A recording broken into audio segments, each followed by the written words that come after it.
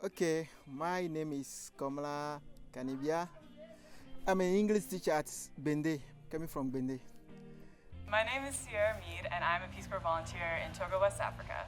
I arrived in 2017, and I will leave shortly in 2019.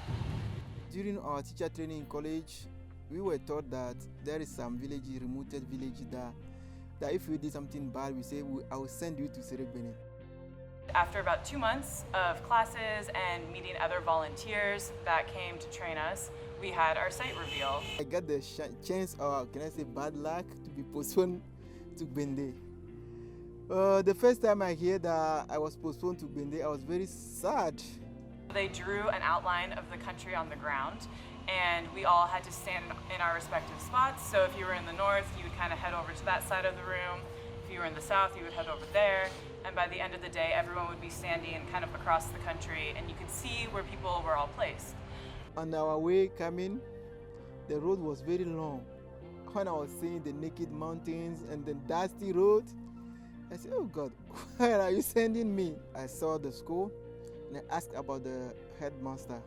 They told me the headmaster went to John to have his haircut. There isn't even a light in the village, and then there is no barber in the village. Oh God, what are you sending me now? I thought I was going to be in the north. I had met a bunch of volunteers that had come down south to train us, and they just kind of talked about the north like it was a really cool, mystic land. I found a car going to Lomé. Now I took that car to Lomé. On our way, unfortunately, our car broke down. And this was my first time spending a night in a car, even not at home, very far from my home. In my mind, the whole night I was thinking, should I come back? Should I resign? They were picking everyone's name out of a hat, and it came to me, and I got placed in Maritime, which is in the south. And I came to find out that my site was only 7 kilometers away from where our training site was. And I was really upset. I cried for a while. The teachers advised me that this is your first job, your first work. You should not resign, but take heart, go. Maybe that place you will be liking them after all. So why not? Why resigning? So it took me a long before deciding to come back again to the place. And the first day at school, it was very sad, but